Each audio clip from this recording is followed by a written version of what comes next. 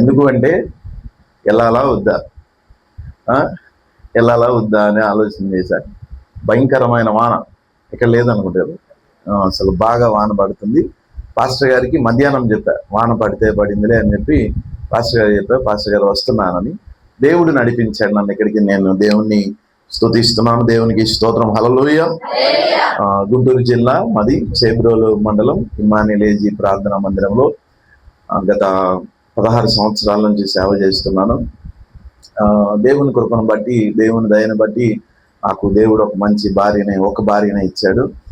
3 బిడ్డలు, 2 కుమార్తెలు, 1 కుమారుడు. దేవునికి స్తోత్రం, హల్లెలూయా.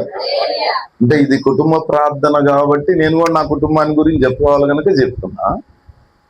దేవునికి స్తోత్రం చేద్దాం, హల్లెలూయా. ఈ రాత్రి నేను మీతో మాట్లాడటానికి దేవుడు నన్ను ఇక్కడికి నడిపించాడని నేను నమ్ముతున్నాను.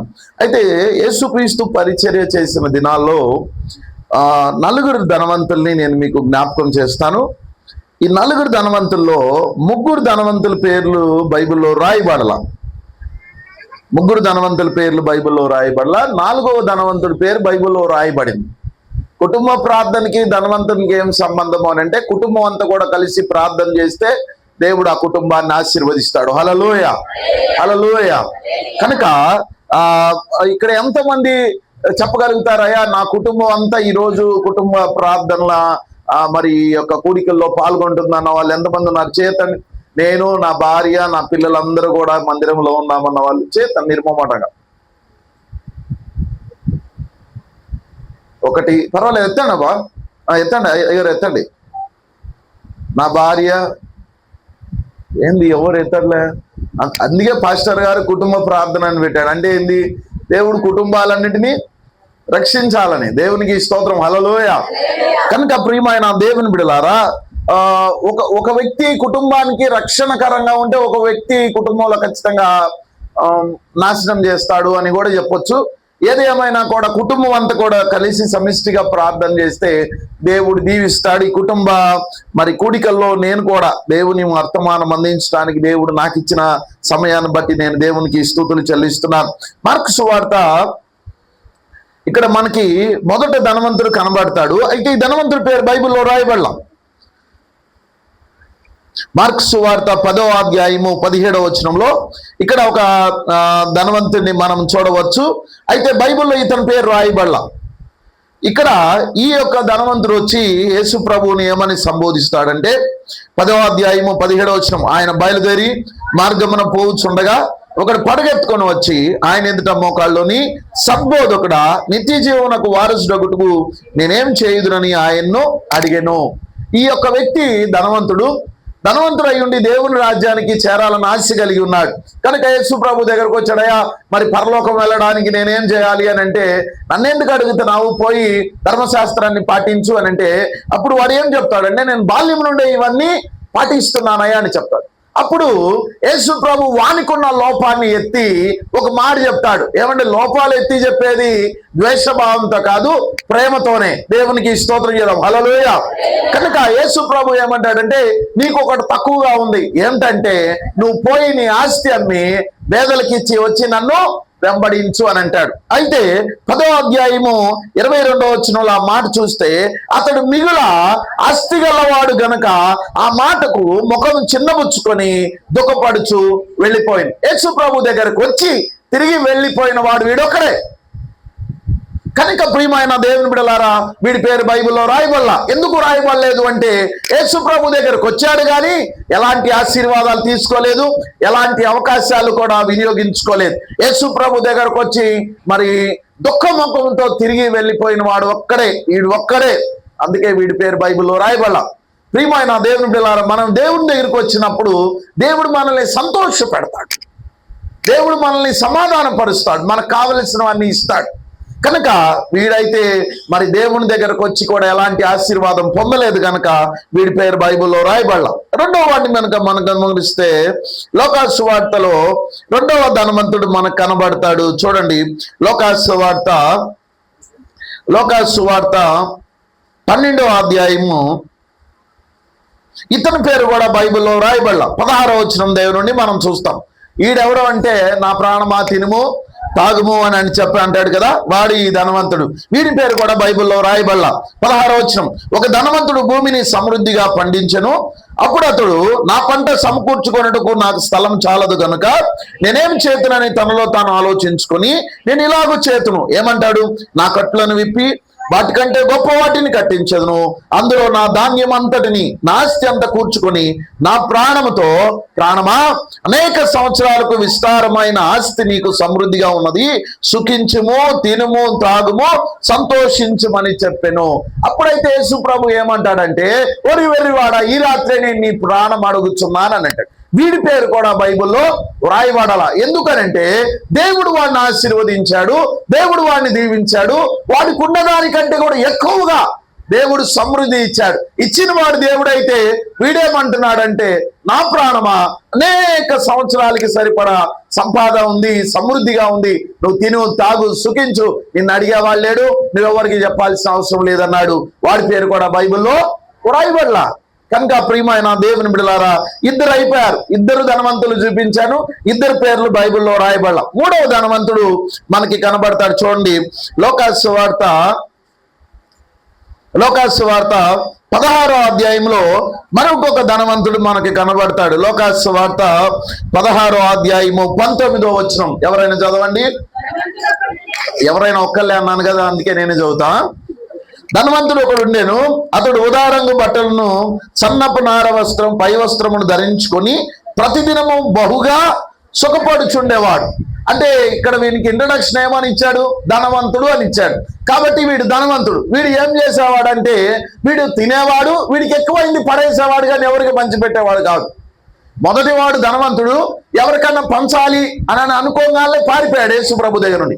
రెండో వాడు ధనవంతుడు, తన దగ్గర ఎక్కువైనా కూడా నేను కావాలంటే ఎక్కువ గిడ్డంగులు, అంటే ఎక్కువ గోడౌన్లు కట్టించుకుంటా కానీ ఎవరికి పెట్టను అనేవాడు. వీడు ఎక్కువగా తిని ఎక్కువైతే పడేస్తాను కానీ ఎవరికి పెట్టను అని అంటాడు. వీడు ధనవంతుడై ఉండి వీడు ఎక్కువగా తిని వాడికి మిగిలింది గోడ బయట పడేసేవాడు.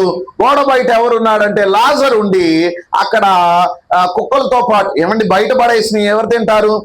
కుక్కలు తింటాయి. కనుక ఆ కుక్కలతో పాటు లాజర్ కూడా ఆ యొక్క ఆహారాన్ని తింటూ ఉండేవాడు. చూడండి అక్కడ 16వ అధ్యాయం 20వ వచనం, లాజరు అని ఒక దరిద్రుడు నేను, వాడు కురుపులతో నిండిన వాడై ధనవంతుని ఇంటి వాకిట పడవేయుండి అతని బల్ల మీద నుండి పడు రొట్టె ముక్కలతో ఆకలి తీర్చుకొని గలను. అంతేకాక కుక్కలు వచ్చి వాని కురుపులు కూడా నాకెను. కనుక వీని పేరు కూడా, ఈ ధనవంతుడి పేరు కూడా బైబిల్లో రాయబడలా. మీరు బాగా గమనించండి. పరలోకం వెళ్ళిన లాజరు, అబ్రహాము రొమ్మును ఆనుకున్నాడు లాజరు అని అన్నాడు, కానీ భూమి మీద ధనవంతుడు, ఇతనికి 7 అన్నదమ్ములు ఉన్నారు అన్న విషయాన్ని సంబోధించాడు, కానీ వీడి పేరు బైబిల్లో రాయబడటానికి ఇష్టపడలా. కనుక ప్రియమైన దేవుని బిడ్డలారా, అంటే దేవుని ఉద్దేశం ఏంటి? మనం ఎక్కువ ఆశీర్వదింపబడకూడదా? ఎక్కువ ధనం కలిగి ఉండకూడదా అని అంటే అలా కాదు. మనము దేవుని నామాన్ని మాత్రమే మనము జపించాలి. దేవుడే మనల్ని దీవిస్తాడు, దేవుడే మనల్ని ఆశీర్వదిస్తాడు. హల్లెలూయా.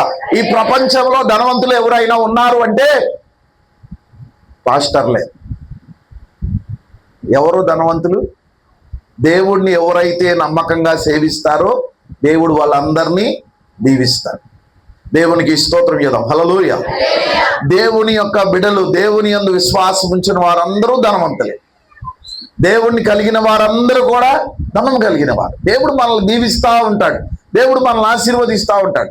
అయితే మనం దీవించబడేటప్పుడు, మనం ఆశీర్వదింపబడేటప్పుడు దేవుడు అని మనం వాడాలి, కానీ ధనము అనే పదాన్ని మనము వాడకూడదు. ఎందుకంటే బైబిల్లో దేవుడు చెప్పాడు కదా, ఏ యొక్క పనివాడు 2 యజమానుల కింద ఒకేసారి పని చేయడు, అతడు ఒకరిని ద్వేషించాలి, ఇంకొకరిని ప్రేమించాలి. కనుక మనము ధనము వైపు చూడకూడదు, దేవుని వైపు చూడాలి. అప్పుడు దేవుడు మనల్ని ఎక్కువగా దీవిస్తాడు. అయితే 4వ ధనవంతుడి పేరు బైబిల్లో సంబోధించబడింది. లోకాసు వార్త 19వ అధ్యాయంలో ఇక్కడ మనము చూడవచ్చు. ప్రియమైన దేవుని బిడ్డలారా, ఒక ధనవంతుడు యేసు ప్రభు దగ్గరకు వచ్చి తిరిగి వెళ్ళాడు. ఒక ధనవంతుడి గురించి యేసు ప్రభువే స్వయంగా చెప్పాడు. ఇంకొక ధనవంతుడి గురించి యేసు ప్రభువే స్వయంగా మరి లాజర్ పేరు ప్రస్తావించాడు, కానీ ధనవంతుడి పేరు ప్రస్తావించకుండా పోయారు. వీళ్ళు ముగ్గురు యొక్క విషయాలను బైబిల్లో సంబోధించాడు, కానీ వాళ్ళ పేర్లు అయితే బైబిల్లో రాయలా. అయితే ఈ యొక్క 4వ ధనవంతుడి పేరు బైబిల్లో రాయబడింది. ఎందుకు ఇతని పేరు బైబిల్లో రాయబడింది, ఇతని పేరు ద్వారా కలిగిన ఆశీర్వాదాలు ఏంటో అవి నేను మీకు అర్థమయ్యేలాగా తెలియపరచడానికి ప్రయత్నం చేస్తా. లోకాసు వార్త 19వ అధ్యాయము 1వ వచనం.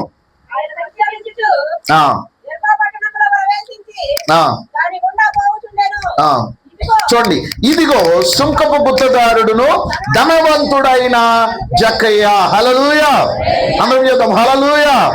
ఇందాకటి వాళ్ళు కూడా ధనము కలిగిన వాళ్ళే, కానీ వాళ్ళ పేర్లు బైబిల్ మాట్లాడిందా, చెప్పిందా, చెప్పలా. కనుక ఇక్కడ ఏమన్నాడు, ధనవంతుడైన జక్కయ్య. ఈ ధనవంతుడైన జక్కయ్య వలన కింద రాయబడిన మాటలు 19వ అధ్యాయము 9వ వచనంలో, అందుకు యేసు ఇతడును అబ్రాహాము కుమారుడే, ఎందుకనగా నేడు ఈ ఇంటికి రక్షణ వచ్చింది అనే మాట. ఇప్పుడు అర్థమైందా నేను ఎక్కడి నుండి ఎక్కడికి వచ్చానో? 4 ధనవంతుల పేర్లు అన్నాను, కానీ ఈ 4 వల్ల 3 వల్ల వాళ్ళ కుటుంబాలు నాశనం అయిపోయినాయి. కానీ జక్కయ్య వల్ల తన కుటుంబం అంతా రక్షింపబడింది. అతని పేరు జీవ గ్రంథంలో ఉంది, బైబిల్లో ఉంది. అతని వల్ల అతని ఇంటికి రక్షణ వచ్చింది. ప్రియమైన దేవుని బిడ్డలారా, మనము ప్రార్థన చేస్తున్నప్పుడు మన భావన ఎలా ఉండాలి అంటే, మన వల్ల ఒకరికి మేలు జరగకపోయినా పర్వాలేదు, కానీ కీడు జరగకూడదు.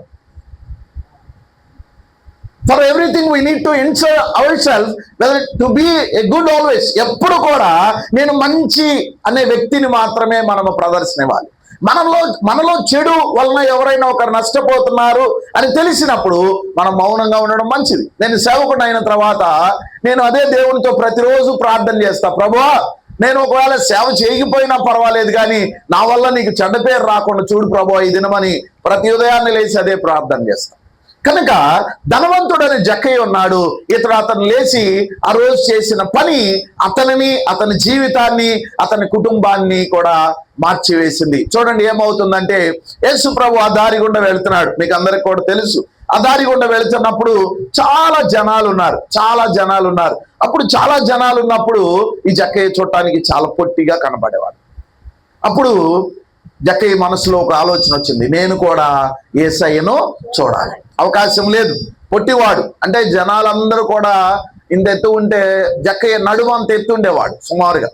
కనుక లోపల ఉన్న వాడిని చూడలేడు. జక్కయ్య ఏదో చూద్దామని అనుకొని వచ్చాడు, కానీ చాలా జనాలు ఉన్నారు. కనుక ఏమైంది అని అంటే యేసు ప్రభుని చూడటానికి వీల్లేదు. అయితే అందరికంటే ముందు వెళ్ళి చూడాలి అని చెప్పి ఎవరికి తెలియకుండా జక్కయ్య వెళ్ళి చెట్టు ఎక్కాడు. ఎందుకు అతడు చెట్టు ఎక్కాడు అంటే, అతడు సుంకపు వసూలు చేసేవాడు, పన్ను వసూలు చేసేవాడు, అన్యాయంగా తీసుకునేవాళ్ళు. పావలా పన్ను వసూలు చేయాలంటే రూపాయి వసూలు చేసేవాడు. కనుక ఇప్పుడు రోజులు మనకు అర్థం అవ్వాలంటే ఒక 100 రూపాయలు వసూలు చేయాలంటే 1000 రూపాయలు వసూలు చేసేవాడు. అలాంటి పన్ను వసూలు చేసేవాడు. అయితే ఇతడు యేసు ప్రభువుని చూడటానికి కోసం, యేసు ప్రభు కోసం వచ్చాడంటే నలుగురు 4 మాటలు అనుకుంటారని చెప్పి ఇతడు ఏం చేశాడంటే ఎవరికి చెప్పకుండా వెళ్ళి మేడి చెట్టు ఎక్కి చెట్టు మీద కూర్చొని ఉన్నాడు, యేసు ప్రభువుని వస్తే దారిలో చూద్దామని. అయితే యేసు ప్రభు ఆ దారి గుండా వెళ్తా ఉన్నప్పుడు ఆయన అందరినీ పలకరించే సమయంలో ఆయన తిన్నగా వచ్చి, ఆయనకి ఎవరో చెప్పినట్టుగా వచ్చి మేడి చెట్టు దగ్గర ఆగాడు. ఆగి తల పైకెత్తి ఏమంటాడు తెలుసా, జక్కయ్య త్వరగా దిగు, నేడు నేను నీ ఎంట ఉండవలసింది. హల్లెలూయా. ఎప్పుడైతే జక్కయ్యకి యేసు ప్రభు ఆ మాట చెప్పాడో జక్కయ్య వెంటనే త్వరగా చెట్టు దిగాడు. దిగిన తర్వాత యేసు ప్రభు జక్కయ్యతో పాటు ఆయన ఇంటికి వెళుతున్నాడు. ఇంటికి వెళుతున్న సమయంలో మిగిలిన జనాలందరూ ఏమనుకున్నారు తెలుసా, ఏంటి ఈయన పాపుల దగ్గరికి, సొంకరుల దగ్గరికి, వీళ్ళ దగ్గరికి వెళ్తాడు పద్దాకల. చూడండి నా మాట 7వ వచనం, అందరూ అది చూచి ఈయన పాపి అయిన మనిషిని యొద్ద బస చేయి వెళ్ళుచున్నాడని చాలా సనుగుకొనిరి. యేసు ప్రభు మంచోళ్ళ దగ్గరకు వచ్చి వాళ్ళ కోసం పనిచేసే దానికంటే కూడా చెడ్డవాళ్ళ దగ్గర ఎక్కువ ఉంటాడు. మీరు ప్రార్థన చేస్తున్నప్పుడు ప్రభువా నీ సహాయం నాకు ఇవ్వట్లేదేందని నువ్వు అనుకుంటావు, కానీ నీ ఇంట్లో, నీ కుటుంబంలో ఎవరైతే బలహీనంగా ఉన్నారో వాళ్ళ కొరకు దేవుడు పని చేయడం మొదలు పెడతాడు. కనుక దేవునికి స్తోత్రం చేద్దాం. హల్లెలూయా. యేసు ప్రభు అంటాడుగా 99 మంది నీతిమంతుల కంటే ఒక పాపి కొరకు దేవుడు పని చేస్తాడు. ఇక్కడ జక్కయ్య ఇంటికి వెళ్తా ఉన్నప్పుడు యేసు ప్రభు ఎందుకు అతని ఇంటికి వెళ్తున్నాడో హీ నో ఎగ్జాక్ట్లీ, ఆయనకి తెలుసు. ఎప్పుడైతే జక్కయ్య ఇంటికి వెళ్ళాడో, జక్కయ్య ఇంటిలోనికి వెళ్ళగానే జక్కయ్య అంటున్న మాటలు చూడండి, అయ్యా నా ఆస్తిలో నుండి సగం పేదలకు ఇచ్చేస్తా. యేసు ప్రభు ఏమైనా మాట్లాడా, జక్కయ్య నువ్వు ఎంత ఆస్తి సంపాదించావా ప్రశ్న అడిగాడా? ఏం అడగరా. జక్కయ్య యేసు ప్రభు తన ఇంటిలోనికి రాగానే పలికిన మొదటి మాట, అయ్యా నా ఆస్తిలో నుండి సగం పేదలకు ఇస్తా. రెండవ మాట ఏమంటాడంటే, అయ్యా నేను ఎవరి యొక్కైనా అన్యాయంగా తీసుకుంటే అతనికి నేను 4 ఇంతలు చెల్లిస్తానయ్యా అని అంటాడు. అయ్యా జక్కయ్య, నువ్వు ఎవరెవరి దగ్గర అన్యాయం చేసావు చెప్పు అని అడిగాడా? అడగల. అయినా కూడా జక్కయ్య తన యొక్క అభిప్రాయం అంతా తెలియజేశాడు. ఎందుకంటే యేసు ప్రభు తన ఇంటికి రావడంతో తన జీవితం మారిపోయింది. యేసు ప్రభు తన యొక్క ఇంటిలోనికి రావడం వల్ల తన యొక్క పాపమును ఒప్పేసుకొని దానిని తీసివేసుకోవాలి అని అనుకున్నాడు. దేవునికి స్తోత్రం చేద్దాం. హల్లెలూయా. అన్యాయంగా సంపాదించిన దాన్ని ఇచ్చి పడేశాడు, తనకున్న దానిలో సగం ఇచ్చేశాడు. ప్రియమైన దేవుడు, ఇందాకున్న 3 ధనవంతుల పేర్లు బైబిల్లో ఎందుకు రాయబడలేదు తెలుసా? వాళ్ళు వాళ్ళ కొరకు బ్రతికాడు. ఇతడు తన కుటుంబం కొరకు, నేను బాగుంటే నా కుటుంబాన్ని దేవుడు బాగు చేస్తాడు, నేను ప్రార్థన చేస్తే దేవుడు నా కుటుంబాన్ని ఆశీర్వదిస్తాడు, నేను బలంగా ఉంటే నా కుటుంబాన్ని బలపరచగలుగుతా, నేను దేవుని సన్నిధికి నమ్మకంగా ఉంటే దేవుడు నా కుటుంబాన్ని నమ్మకంగా దీవిస్తాడు. మనము దేవుని పైన, మనము దేవుని యొక్క సన్నిధిలో దేవుని కొరకు వెచ్చించే సమయము దేవుడు మన కుటుంబం కొరకు కేటాయిస్తాడు. దేవునికి స్తోత్రం చేద్దాం. హల్లెలూయా, హల్లెలూయా. మీలో ఎంతమంది కలిసి భోజనం చేస్తారు? ఇలా అడుగుదా, మీలో ఎంతమంది ఇళ్లలో డైనింగ్ టేబుల్ ఉన్నాయి చెప్పండి? మేమేం ఎత్తికెళ్ళంలే, పాస్టర్ గారు వెళ్తారా? ఎవరు రారు మీ ఇంటికి. డైనింగ్ టేబుల్ ఎంతమంది? Okay, good. ఎంతమంది కలిసి భోజనం చేస్తారు? చేతులు మా ఇంట్లో వాళ్ళం కలిసి, ఇది కుటుంబ ప్రార్థన, మీ ఇంట్లో వాళ్ళ గురించి మాట్లాడాలి, తప్పదు చెప్పండి. మీరు కూడా ఎంతమంది కలిసి భోజనం చేస్తారు? అయ్యా మా ఇంట్లో వాళ్ళందరూ కలిసి తింటాం. రెండు మారింది. ఇది వరకు భర్త తింటాం, తర్వాత భార్య తింటాం. ఇప్పుడు అట్లా కాదు, ముందే భార్య అట్లా రాలేదు మీ ఇంట్లో. ఇంకా లేదు, కలిసే తింటారా? ఏదున్నా అయ్యో కలిసి తింటారు. ఒక పూట అయినా, రాత్రి పూట అయినా అది చేతులు వెళ్తాం. తల మంచిది, కుటుంబాలన్నీ మంచి. అయితే మీకు ఒక మాట చెప్తా, కలిసి భోజనం చేయడానికి ముందు కలిసి ప్రార్థన చేయాలి. దేవుడు మనల్ని ఆశీర్వదిస్తాడు. ఇక్కడ ఎప్పుడైతే యేసుక్రీస్తు జక్కయ్య ఇంటిలో భోజనాన్ని కూర్చోబోయాడో ఆ సమయానికి ముందే ఒక మాట అనేశాడు, నేడు ఇంటికి రక్షణ వచ్చింది. హల్లెలూయా. కలిసి భోజనం చేసే ఇంటిలో ఖచ్చితంగా సమృద్ధి ఉండింది. కలిసి ప్రార్థన చేసే కుటుంబంలో ఖచ్చితమైన ఆశీర్వాదం ఉండింది. హల్లెలూయా. అందుకని 128 గీతం మాట్లాడారు, నీ భోజనం బాగా చుట్టూ నీ పిల్లలు దేవుడు ఆశీర్వాదం. కనుక నేను మీకు జ్ఞాపకం చేసే విషయం ఏంటంటే, మొదట భోజనానికి ముందు ప్రార్థన చేసుకోండి. భోజనానికి ముందు ప్రార్థన ఎందుకు చేయాలి? ఇదివరకు ప్రార్థన అంటే సరే నాకు ఆహారం దయచే అని అడగాలి. పరలోక ప్రార్థన అదేగా, నేడు మాకు అనుదిన ఆహారం మాకు దయచేయి. ఇప్పుడు ప్రార్థన ఏం చేయాలి? ఫ్రెండ్ ఏంటంటే, అయ్యా 4-5 కూరలు మీ ఏం తినాలో అర్థం కావట్లేదయా. అందరికీ దేవుడు సమృద్ధి ఇచ్చాడు, ఏం తినాలో కూడా అర్థం కావట్లేదు. దేవుని పచ్చడి, కూర కూర కూర, ఫ్రై, చారు, పెరుగు, పెరుగు పచ్చడి, పెరుగులో స్నాక్స్, మళ్ళీ ఆ తర్వాత అంటే ఏంటి అంటే మనుషులు ఇప్పుడు ఏం ప్రార్థన చేయాలి తెలుసా? ఎందుకు ప్రార్థన చేయాలి తెలుసా? నేడు మా అనుదిన ఆహారం దయచేయమని కాదు, ఫ్రెండ్ మార్చాలి. ఏమని ప్రార్థన చేయాలా? అయ్యా తిన్నా జరిగేటట్టు చేయి బాబు అని ప్రార్థన చేయాలి. దేవునికి స్తోత్రం. హల్లెలూయా. ప్రియమైన దేవుని బిడ్డలారా, ఒక అడవిలో 2 మనుషులు వెళ్తున్నారు. వెళ్తా ఉన్నప్పుడు ఆ 2 మనుషులకు సడన్ గా పులి ఎదురైంది. అది ఆంధ్రించుకుంటూ మీదకి వస్తుంది. వీళ్ళిద్దరికి ఏం చేయాలి అర్థం కాదు. ఇది కథే, బైబిల్లో లేదా? వీళ్ళిద్దరి మీదకి పులి ఎదురొస్తుంది. సరే వాళ్ళు ఒక్కొక్క చెట్టు ఎక్కేశాడు. ఎట్ట చేస్తావా నాకు చెట్టు ఎక్కడ రావట్లేదు అని చెప్పి నువ్వు నన్ను వదిలేసి లేవు అని చెప్పి 2 మధ్య సంభాషణ. వాడాము ఎట్ట చేస్తావా అంటాడు, ఈడాము అరే నన్ను వదిలేసి వెళ్ళిపోయేవా. వీళ్ళిద్దరి మధ్య సంభాషణ జరుగుతుంటే ఈ లోపల పులి రానేది వచ్చింది. వచ్చేసరికి ఈ కింద ఉన్నాడే, నాకు తెలిసి నేను ఎట్ట చేస్తాను మెదలుకుండా ఉన్నానంటాడు. ఏం చేయబోతున్నాం అంటే పులి దగ్గరకు వస్తుంది, ఆంధ్రించుకోండి. పులి దగ్గరకు వస్తుంటే అప్పుడు మన దగ్గర నా సంచి తీసుకొని వాడు తిరిగేసుకుంటే ఏమంటారు తెలుసా? రా పులి రా, నీ అంత చూస్తారా రా అని చెప్పి అంటే ఆ పులి దగ్గరకు వస్తుంది. పులి దగ్గరకు వచ్చి రాగానే వాడు ఇంకా గట్టిగా కట్టేస్తాడు, పులి మాట్లాడితే ఆ పులి మెదలకుండా తలదించుకోండి. తలదించుకుని సరే చూసావా పులి భయపెట్టా, చూసావా పులి భయపెట్టా అంటాడు. ఈ లోపల కొద్దిసేపు ఆ ఈ తలకాయ పైకి ఎత్తే ఏమంటది తెలుసా, దేని ఏదైనా అన్నం తినే ముందు ప్రార్థన చేసుకుని తింటారా అంటారు. హల్లెలూయా.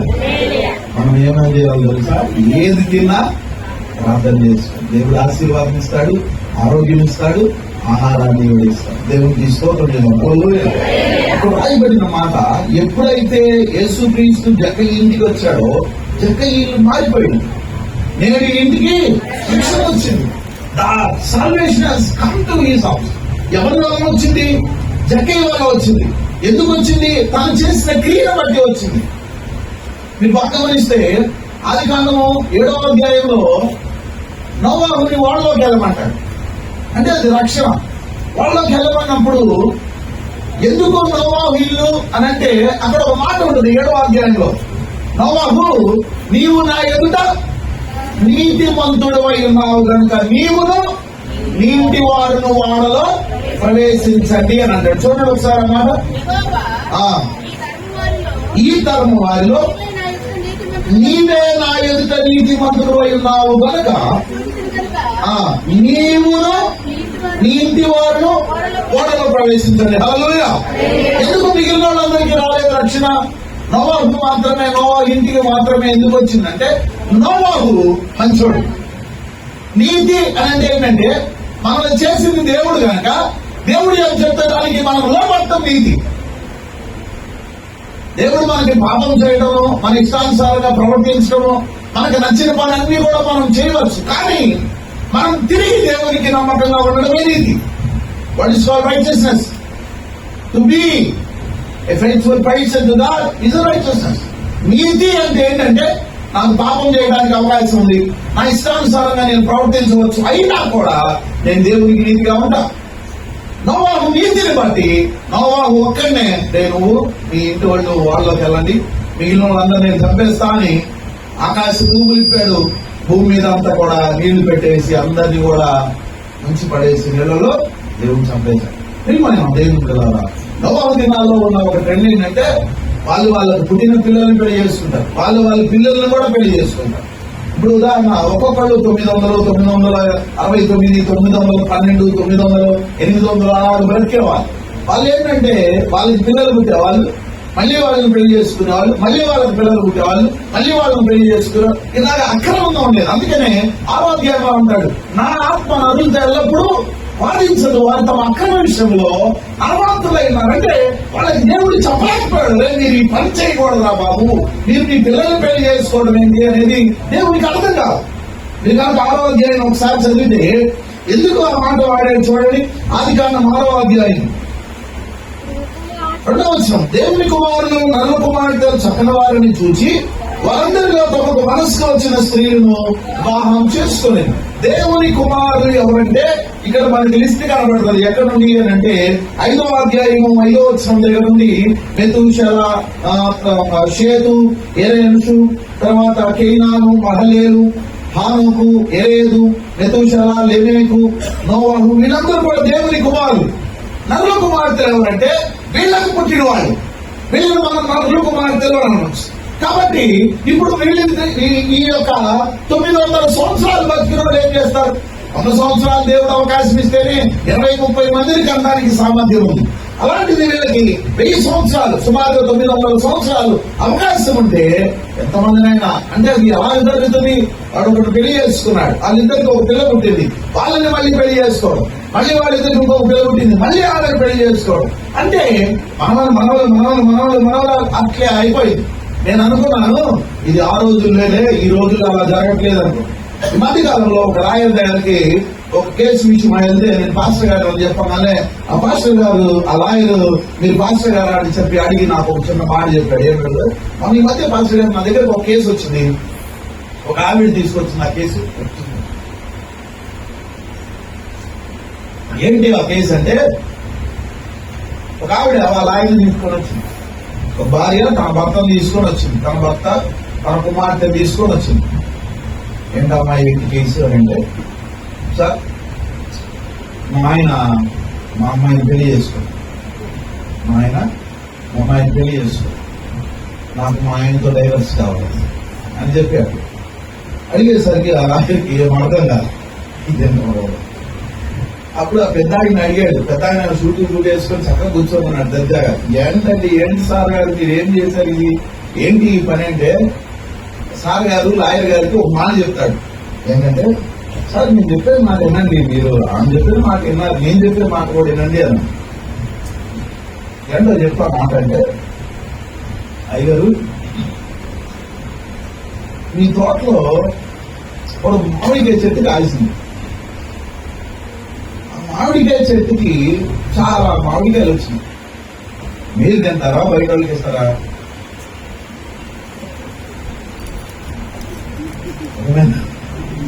మీరు తింటారా, బయట వాళ్ళకి ఇస్తారా అంటే ఏం చెప్తున్నాడు, మా పిల్లలు నేను పెళ్లి చేసుకోవడం ఒప్పులేదంటున్నాడు. అనగా అక్రమ విషయంలో వారు మర్మాతులై ఉన్నారు. దేవుడి దగ్గరికి వస్తే దేవుడు జ్ఞానాన్ని నేర్పుతారు. ఇది ఆ విషయమే కాదు, ఈ విషయాల్లో ఇంకా చాలా ఉన్నాయి బయటికి రావడం, వెలుగులోకి రావడం. నోవాహు దినాల కంటే కూడా భయంకరంగా ఉన్నాయి. నోవాహు దినంలో నోవాహు ఒక్కడే నీతిమంతుడు అంటే దాని అర్థం ఏంటంటే నోవాహు ఒకటే భార్య. అందుకే నోవాహు అంత నీతిమంతుడు కాకపోయినా నేను రాగానే మొదట ఏం చెప్పాను, నాకు కూడా ఒకటే భార్య అని చెప్పాను. కనుక మనము మన కుటుంబానికి ఆశీర్వాదకరంగా ఉండాలంటే మనం నీతిగా ఉండాలి. నోవాహు నీతిగా ఉన్నాడు కనుక నోవాహు ఒక్క కుటుంబాన్ని మాత్రమే దేవుడు ఓడలోనికి పంపించాడు. జక్కయ్య వలన తన కుటుంబానికి దేవుడు రక్షణ తీసుకొచ్చాడు. ఇదే సెన్స్ మీరు కనుక ఆదికాండం 19వ అధ్యాయంలో ఒక కుటుంబం ఉంది, లోతు కుటుంబం. లోతు కుటుంబం ఎలాంటిది అని అంటే ప్రార్థన ఏం తెలియదు. లోతు ఇంట్లో వాళ్ళకి ప్రార్థన చేయాలి అని తెలియదు. లోతు ఇంటికి దేవుడు రక్షణ ఎలా తీసుకొచ్చాడంటే అబ్రహాం చేసిన ప్రార్థన బట్టి లోతు కుటుంబాన్ని దేవుడు రక్షించాడు. ఆదికాండము 19వ అధ్యాయంలో కనుక మనం చూస్తే అక్కడ దేవదూతలు వచ్చి అబ్రహాం చేసిన ప్రార్థన బట్టి లోతుని త్వరపెడతారు. 19వ అధ్యాయము 15వ వచనం, తెల్లవారుతున్న ఆ దూతలు లోతును త్వరపెట్టి భార్యను ఇక్కడ నుండి నీ ఇద్దరు కుమార్తెలను తీసుకొని రమ్మని చెప్పారు. అతను తడువు చేయడం చూచి అతని మీద యెహోవా కనికరపడి ఆ మనుషులను అతని చేతిని, అతని భార్య చేతిని, అతని ఇద్దరు కుమార్తెల చేతిని పట్టుకొని వెలుపలికి తీసుకొని వచ్చాను. హల్లెలూయా, హల్లెలూయా. లోతుకి ప్రార్థన చేయడం రాదు. లోతు భార్యకి ప్రార్థన విశ్వాసం అంటే ఏంటో తెలీదు. లోతు యొక్క ఇద్దరు కుమార్తెలకు మంచి ఏదో చెడేదో తెలియదు.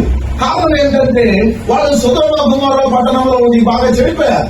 ఇలాంటి సమయంలో లోతు కుటుంబాన్ని అబ్రహాం చేసిన ప్రార్థన బట్టి వీళ్ళింటికి రక్షణ వచ్చింది. లోతు ఆలస్యం చేస్తుంటే దేవదూతల లోతు చేతిని, లోతు భార్య చేతిని, లోతు ఇద్దరు కుమార్తెలు అంటే కుటుంబాన్ని మొత్తం కూడా లాక్కొని వెళ్తున్నారు, పరిగెత్తుకుంటూ తీసుకెళ్తున్నారు. ఆకాశం నుండి అగ్నిగంధకాలు పడబోతున్నాయి, లాక్కొని తీసుకెళ్తున్న క్రమంలో దేవదూతలు వాళ్ళకి గట్టిగా ఆజ్ఞయిస్తాయి, మీరు వెనక్కి తిరిగి చూడొద్దు, వెనక్కి తిరిగి చూడొద్దు, వెనక్కి తిరిగి చూడొద్దు అని చెప్తే లాక్కొని వెళ్తున్న క్రమంలో లోతు భార్య ఏం చేస్తుంది తెలుసా? వెనక్కి తిరిగి ఏం తెలియమ్మా, ఒక పక్కన దేవదూతలు చెప్తున్నాయిగా వెనక్కి తిరిగి చూడద్దు, వెనక్కి తిరిగి చూస్తే ఏమవుతారు అని అనేది అర్థమైంది. అంటే వెనక్కి తిరిగి చూడగానే ఏమైపోయింది? ఉప్పు అయింది.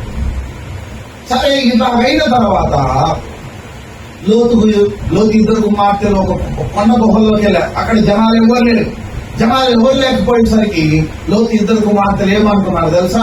మనతో వెళ్ళడానికి ఏ పురుషుడు లేడు కదా, మా నాన్న ఉన్నాడు కదా అని చెప్పి వాళ్ళ నాన్నగారికి ఫుల్గా మరి మందు తాగించి ఏం చేశారంటే వాళ్ళ నాన్నతోనే వాళ్ళు పాపం చేశారు.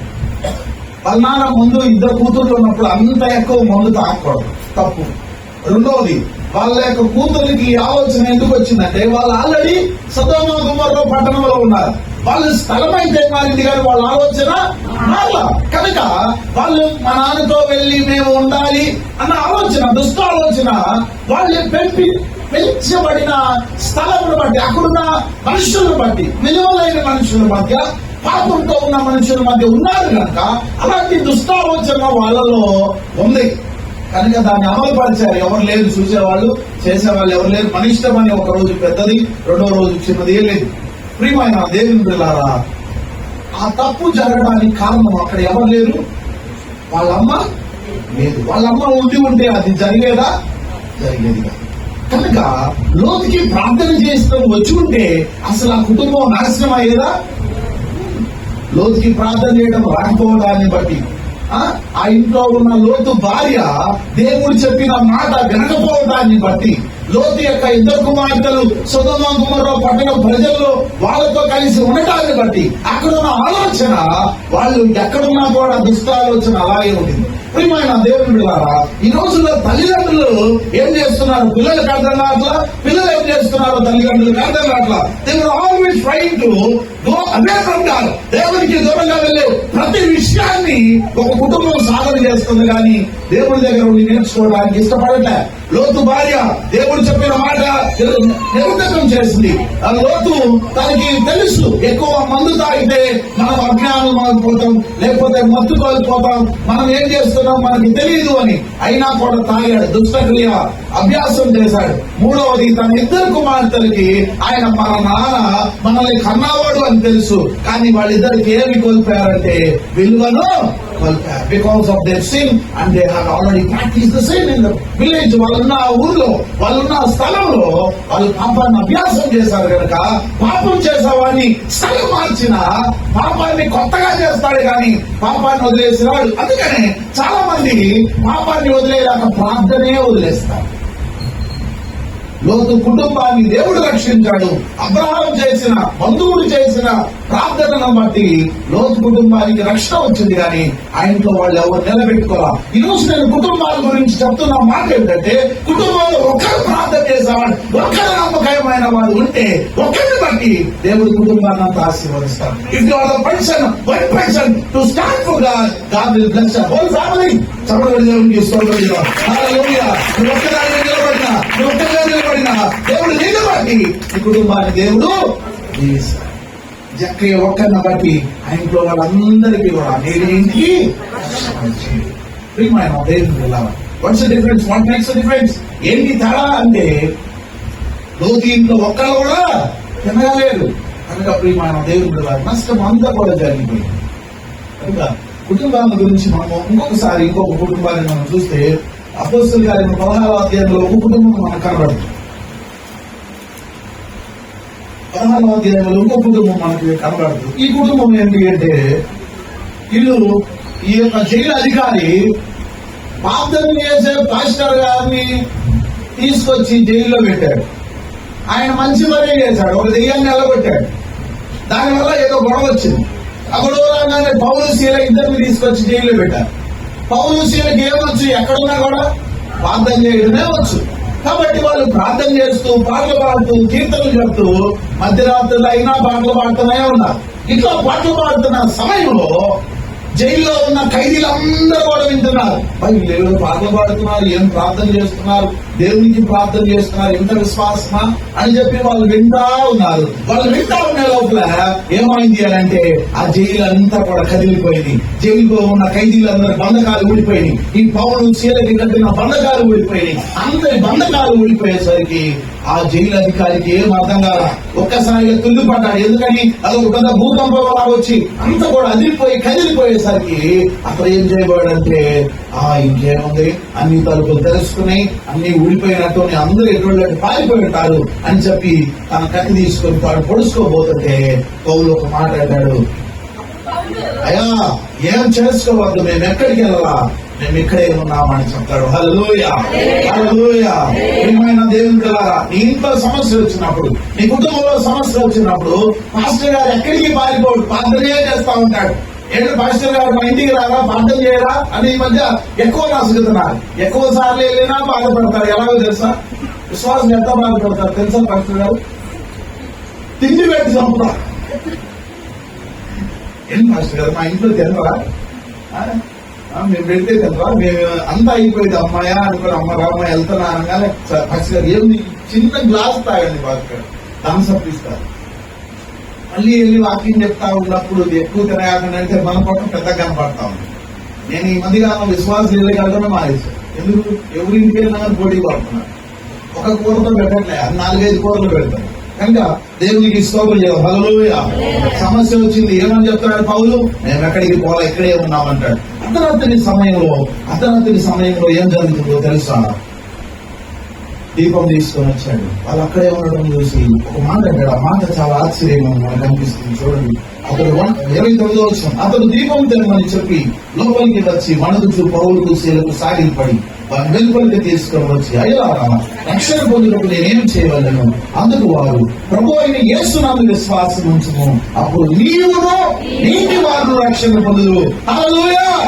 ఈ రోజు మన ఇంటికి మనం ఎవరిని తీసుకెళ్ళాలి అంటే, నోవాహును కాపాడింది దేవుడే, లోతుని కూడా కాపాడటానికి చూసింది దేవుడే. కానీ లోతు ఇంట్లో వాళ్ళు ఎవరు కూడా దేవుడు మా ఇంట్లోకి రావాలి, మాతో ఉండాలని ఎవరు కోరుకోలే. అయితే ఇక్కడ పౌలు చెప్తున్నాడు, నువ్వు బాగుండాలంటే, నువ్వు రక్షణ పొందాలంటే, నీ ఇంట్లో వాళ్ళందరూ రక్షణ పొందాలంటే యేసయ్యను నీ ఇంట్లో చేర్చుకో. అందుకనే జక్కయ్య, యేసయ్యను నా ఇంట్లోకి నేను వస్తాను అంటే ఒక్క మాట కూడా వద్దన్నా.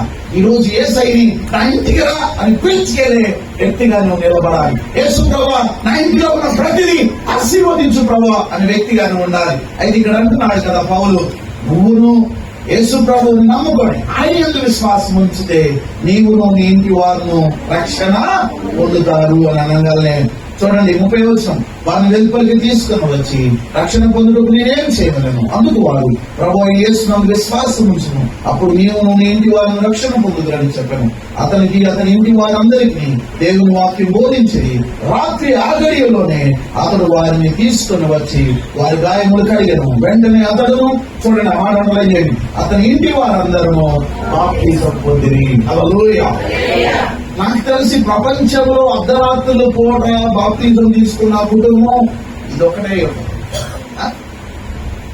కనుక ప్రియమైన దేవుని బిడ్డలారా, నీ కుటుంబానికి నువ్వు రక్షించడానికి ఈ రాత్రి ఒక అవకాశం దేవుడు నీకు ఇస్తున్నాడు. God is giving a great opportunity to save your family. దేవుడు ఎందుకు ఆలస్యం చేస్తున్నాడంటే, నువ్వు రక్షింపబడ్డావు, నీ ఇంట్లో వాళ్ళు ఎక్కడ? నువ్వు దీవింపబడుతున్నావు, నీ ఇంట్లో వాళ్ళు ఎక్కడ? నువ్వు దేవుని సన్నిధిలో దేవునితో మాట్లాడుతున్నావు, ప్రార్థన చేస్తున్నావు, నీ ఇంట్లో వాళ్ళు ఎక్కడ? దేవుడు అడిగే ప్రశ్నకి మన దగ్గర జవాబు ఉందా? దేవుడు ఎలాంటి వాడు, ఎలాంటి కార్యాలు చేస్తాడు అని అంటే, ఆయన చేసే కార్యాలకు అద్భుతమైనవి. ఎవరికి అవసరమైతే వాడు దేవునికి ప్రార్థన చేయడమే తప్ప, ఒకరికి ప్రార్థన చేస్తే మిగిలిన వాళ్ళందరికీ దేవుడు పరలోకం ఇస్తానని కొత్త నిబంధనలో చెప్పాలి. పాత నిబంధనలో ఉంది, ఒకరిని బట్టి కుటుంబానికి అంతా కూడా దేవుడు ఆశీర్వాదం ఇస్తానని ఉంది. కానీ కొత్త నిబంధనలో ఒకరిని బట్టి మిగిలిన కుటుంబానికి పరలోకం ఇస్తానని దేవుడు చెప్పాలి. కనుక అది ఎలాగో మనకి తెలిసిందంటే, పునరుద్ధానం లేదని చెప్పి సొంతగా యేసు ప్రభు దగ్గరకు వస్తారు. వాళ్ళు వచ్చి యేసు ప్రభుని అడుగుతారు కదా, అయ్యా ఒక భార్య ఒకరిని పెళ్లి చేసుకుంది, పిల్లలు లేక వాడిని చనిపోయాడు, ఆ తర్వాత రెండో వాడిని చేసుకుంది, వానితో కూడా పిల్లలు లేక చనిపోయారు, అలాగే ఆమె 7గురిని పెళ్లి చేసుకుంది, 7గురు కనుక ఈమె కూడా చనిపోయింది. పరలోకమందు మరి ఈ 7గురులో ఆమె ఎవరికి భార్య అవుతుంది అంటే, అక్కడ దేవుడు ఒక మాట చెప్తాడు. ఏమనంటే, అయ్యా పరలోకమందు పెళ్లి చేసుకోరు, పెళ్లికి వాడు అందరూ కూడా దేవదూతలు ఉంటారు. హల్లెలూయా! మంచిది కాదని దేవుడు ఆదాము హవ్వను కుటుంబం ఏర్పాటు చేశాడు. అక్కడ మొదలైన పాపము ఈ రోజు కూడా మా కుటుంబాలు దేవుని దగ్గరికి రానియకుండా ఆటంకపరుస్తుంది. కనుక దేవుడు తన రాజ్యం కొరకు ప్రతి కుటుంబాన్ని దీవిస్తున్నాడు. దేవుడు తన రాజ్యం కొరకు దేవుడు ప్రతి కుటుంబాన్ని ఆశీర్వదిస్తున్నాడు.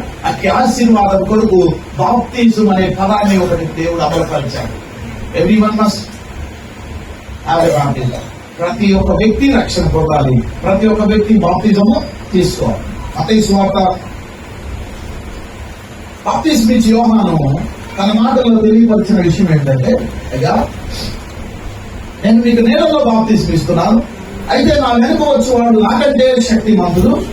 3వ అధ్యాయం 11వ వచనం, మారు మనసు నిమిత్తమై నేను నీళ్ళలో మీకు బాప్తిజం ఇస్తున్నాను, అయితే నా వెనుక వచ్చేవాడు నాకంటే శక్తిమంతుడు, ఆయన చెప్పుల బయటకు నేను పాత్రను కావాలని చెప్పాను. బాప్తిజము అని అంటే ఇక్కడ నేను మీకు 3 రకాలైన బాప్తిజాలు చూపిస్తాను. 3 రకాలైన బాప్తిజాలు. మొదటి రకం ఏంటంటే నీళ్ళ బాప్తిజం, వాటర్ బాప్తిజం. అంటే ఈ బాప్తిజం ఎవరు ఇస్తున్నారంటే ఎవరైనా ఇవ్వచ్చు.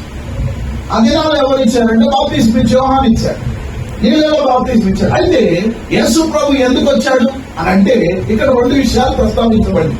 నా ఎందుకు వచ్చేవాడు నాకంటే వాడు శక్తిమంతుడు, నేను ఆయన చెప్పులు ఇప్పుడకు కూడా నేను ఆ చెప్పులు మోయడానికి కూడా నేను పాత్రను కానని చెప్పి రెండు మాటలు మాట్లాడతారు. మొదటిది ఆయన పరిశుద్ధాత్మలో బాప్తిసం ఇస్తాడు, హల్లెలూయా. రెండవది ఆయన అగ్నితో బాప్తిసం ఇస్తాడు, హల్లెలూయా, హల్లెలూయా. రెండు వేరు పదాలు. పరిశుద్ధాత్మతో బాప్తిసం ఇస్తాడు, అగ్నితో బాప్తిసం ఇస్తాడు. అంటే ఇప్పుడు మొత్తం ఎన్ని రకాల బాప్తిజాలు ఉన్నాయి? 3 రకాల బాప్తిజాలు ఉన్నాయి. మొదటి నీళ్ళ బాప్తిజం. నీళ్ళ బాప్తిజం ఏం చేస్తా అంటే సంఘములో నుండి మనల్ని సమాజంలో నుండి సంఘములోకి చేరుస్తాం. From society to church. సమాజంలో లోక పద్ధతులు, లోక అలవాట్లు అన్నింటినీ కూడా మానేసుకొని ఇక మీద నేను యేసు ప్రభువుని నమ్ముకుంటున్నాను అనేది నీళ్ళ బాప్తిజం. ఎంతమంది బాప్తిజం తీసుకున్నారు? నీళ్ళ బాప్తిజము ఇది. రెండవది మీరందరూ కూడా చాలా చక్కగా దేవుని ఆరాధించారు. దాన్ని మనం ఏమని పిలుస్తామంటే పరిశుద్ధాత్మ బాప్తిజం అని పిలుస్తాం. దేవుని వరాలతో, దేవుని యొక్క మరి దీవెనలతో, దేవుని యొక్క ఫలములతో, దేవుని యొక్క ఆత్మ ఫలముతో మనం నింపబడతా ఉంటాం. అంటే పరిశుద్ధాత్మ బాప్తిజం ఏం చేస్తుంటే ఇది సంఘములో దేవుడు ప్రత్యేకపరిచే వాడికి దేవుడు ఇస్తా ఉంటాడు. అంటే ఇది ఏం చేస్తుందంటే మందిరంలోకి వచ్చిన వాళ్ళు కూడా పాస్టర్ గారు వాక్యం చెప్తున్నా కూడా, వాక్యం విన్న తర్వాత కూడా పాపం మనలో ఉంటా ఉంటది, పోదు. బాప్తిజం తీసుకున్న వాళ్ళు మంచోళ్ళ? అలా కాదు. మంచోడని చెప్పలేము, చెడ్డోడని చెప్పలేము. చాలా మంది ఏం తీర్పు తీరుస్తాడు, మనకంటే ముందు వాళ్ళు చచ్చిపోయారు, మనం బతుకున్నాం కాబట్టి వాళ్ళు చెడ్డోళ్ళు, మనం మంచోళ్ళు అంట. అలా కూడా మనకంటే ముందుగా మరణించోడు వాళ్ళు మంచోళ్ళు అయి ఉండొచ్చు, మనం వెనకాల ఉన్నాం, దేవుడు మనం మాట్లాడడానికి అవకాశం ఇచ్చి ఉండవచ్చు. కనుక పరిశుద్ధాత్మ బాప్తిజం ఏంటంటే శరీర ఇచ్చల నుండి, శరీర మనస్సు నుండి ఆత్మను వేరు చేస్తారు. That was the holy spirit బాప్తిజం.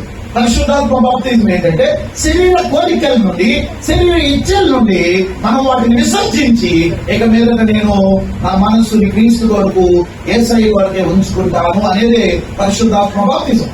మీలో మందిరానికి వచ్చి కూర్చుంటారు కానీ శరీర ఇచ్చలు, శరీర కోరికలు, కామ కోరికలు పెరిగిపోతా ఉంటాయి. దేవుని మందిరంలో పాపం జరగట్లేదంటే జరిగే స్థలాలు చాలా ఉన్నాయి, కానీ మనము వాటి యొక్క విషయాలను మనం మందిరంలోనికి రానివ్వకూడదు.